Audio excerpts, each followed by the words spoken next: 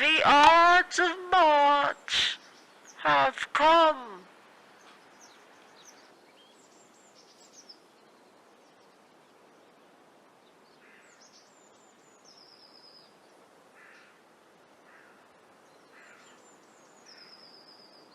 Hail, Caesar! Read the schedule. Trebonius doth desire you to O-Red at your best leisure. This her humble suit. Oh, Caesar, read mine first, for mine's a suit that touches Caesar nearer. Read it, great Caesar. What touches us herself shall be for last. Delay not, Caesar. Read it instantly. What, is a fellow mad? Sirrah, give place. Hey, we're urging petitions in the street. Come to the Capitol. I wish your enterprise today may thrive. What enterprise, Papilia? Fare you well. What said Popilialina? She wished today our enterprise may thrive. I fear our purpose is discovered. Look how she makes to Caesar. Mark her. Casca, be sudden. We fear prevention. Cassius, be constant. But what shall be done? If this be known, Cassius or Caesar shall never turn back, for I will slay myself. Popilialina speaks not of our purposes, for look, she smiles, and Caesar doth not change. Alright, point taken.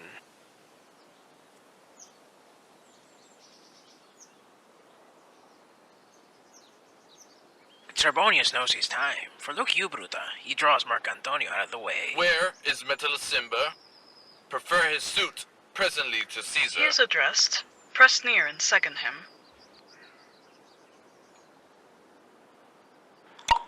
Are we all ready? What is now a mess that Caesar and her senate must redress? Most high, most mighty, and most puissant Caesar, Metellus-Cimber first before the humble hearth. I must represent thee, Cimber. This conscience and low courtesies might fire the blood of ordinary men and turn preordinance of and first decree into the law of children. Thy brother by decree is banished. If thou dost bend and pray and fawn for him, I spurn thee like a coral out of the way. Is no voice other than my own more worthy to sound more sweetly in Caesar's great ear for appealing my banished brother? I kiss thy hand, Caesar, but not in flattery, desiring thee that Publius Cimber may have an immediate freedom of repeal. What, Bruta? Pardon, Caesar, pardon. As low as to thy foot doth Cassius fall to beg enfranchisement for Publius Cimber. I could be moved. If I were as you, if I could pray to move, prayers would move me. But I am a consul like the Northern Star, of whose true face and resting quality there is no fellow in firmament.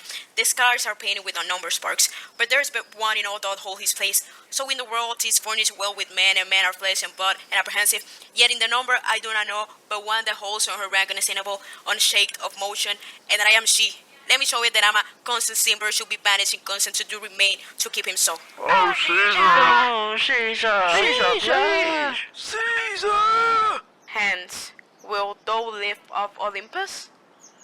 Oh, great Caesar. Dota bruta bootless neo. Do it, Casca. Hands to me!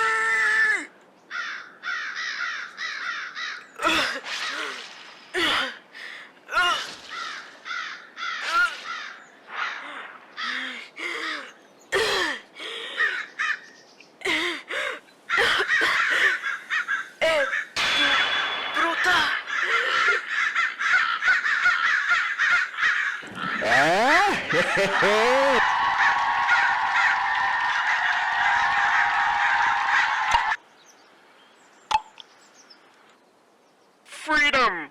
Liberty! Tyranny is dead! Run and shout it out to the streets! So go onto the public platforms and cry it out, see? People and senators, do not be frightened. Stay here, for Caesar's death was because of her ambition. Broda, go to the platforms. Where's Publius? Here! Quite shocked.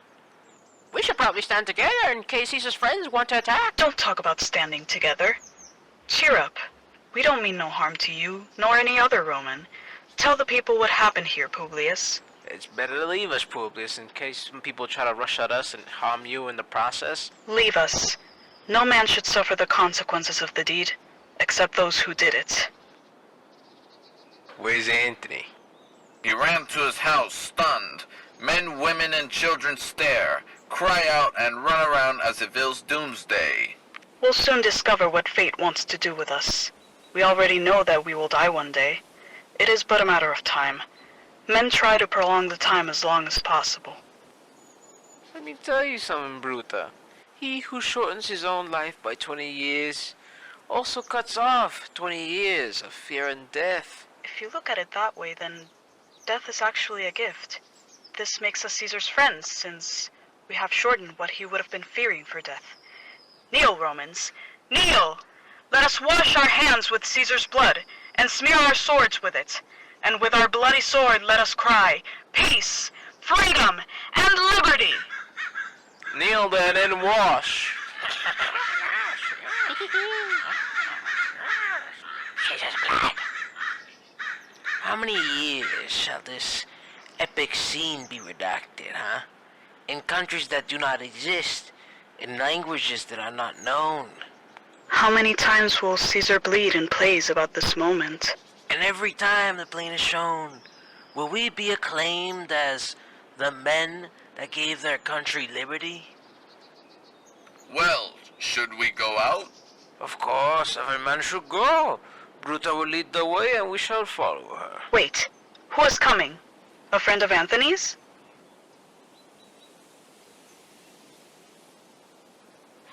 Bruta, my master told me to kneel just like this. He told me to prostrate myself and not being on the ground like this. He told me to say, Bruta is noble, wise, brave, and honest. Caesar was mighty and bold and loving and royal. Anthony honored and feared Caesar. If Bruta promises that Anthony will be safe to come to him and hear the explanation on why Caesar deserved to be killed, Anthony will love Bruta more than Caesar, and he will follow Bruta through hard times. So says my master Anthony. Your master is a wise and brave Roman. I never thought otherwise. Tell him that if he wants, he can come here. He'll get the explanation and he'll leave unharmed. I swear on my honor.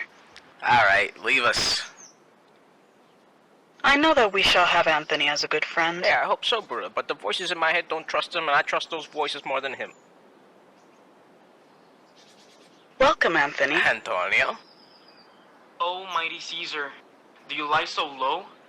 All of your past conquests, triumphs, and glories are shrunk to such little value? Farewell.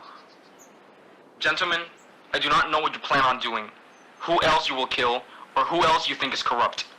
I only know one thing. If you have a grudge against me, feel free to kill me. There is nowhere else I'd rather die than next to Caesar, and by no one else than by the leaders of this new era. Anthony, please. I know that we must look like bloody and cruel people, but you have only seen what our hands have done, and not our hearts. We have pity for Caesar, but even pity isn't enough to right his wrongs committed against Rome. Look, in the selection of the new government officials, your influence will also be as strong as anyone else's. Just be patient until we have calmed the masses, who are beside themselves with fear, and then we will explain to you why we have killed Caesar. I don't doubt your wisdom. May each of you give me their bloody hands.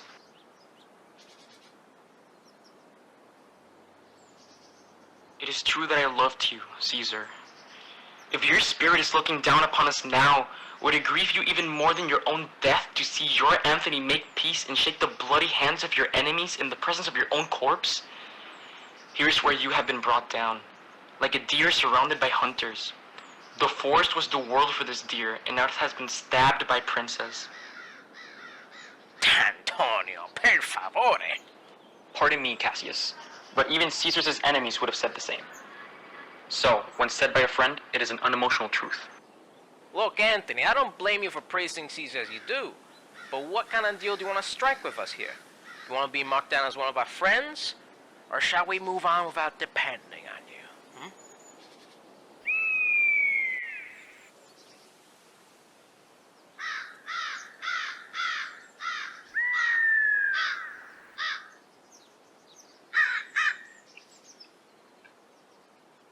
Because I wanted to be your friend. I shook your hand, but I was shocked when I looked at Caesar. I am a friend to all of you, and I'll love you all if you give me reasons on how and why Caesar was dangerous. If we can't, killing him would have been a savage act. Our reasons are well thought that you, the son of Caesar, should be satisfied. That's all I want. And I would also ask a favor to let me move her body to the marketplace and stand on the platform to speak at her funeral, as a friend should. You shall, Anthony.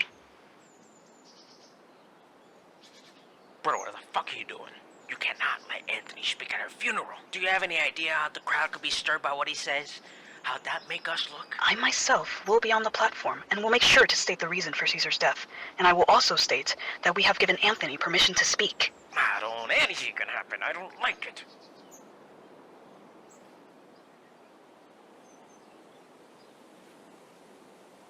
Take Caesar's body.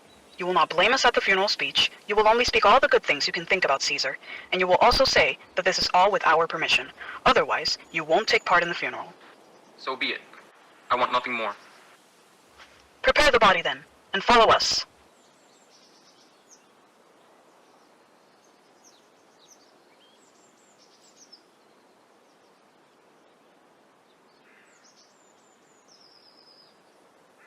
Pardon me, corpse, for being friendly to your butchers. May disaster strike the hands that shed this priceless blood. I predict that a curse will come down on us. Blood and destruction will be common. Mothers will smile as they watch their babies being cut to pieces at the hands of war. Caesar's ghost will be searching for revenge with Ate by his side. Her ghost will unleash the dogs of war so that murder will cover the earth with men's corpses. Lord Anthony! Oh, jeez! Oh, Lord Anthony! You serve Octavius Caesar, right? Well, yeah, I do. Caesar wrote to him that he should come to Rome. Oh, yeah, he received Caesar's letters, all right, and he's coming. In fact, he told me, too, personally, that... Oh, jeez, what happened? Oh, Caesar! Your heart is filled with sadness. Go and find some privacy and weep. Grief is contagious, and seeing you has made my eyes water. Is your master coming? Yeah, he's resisting within 20 miles of Rome. Write and tell him what has happened. There is now a Rome mourning, a Rome that is dangerous and not ready for Octavius. Actually, stay a while. You shouldn't go back until I carry the corpse into the marketplace. There, I will figure out throughout my speech what the people think of the cruel deeds of these bloody men. Based on their responses, you'll report back to Octavius about the state of things. Now, help me out with this body. Oh, I'm gonna miss old JC.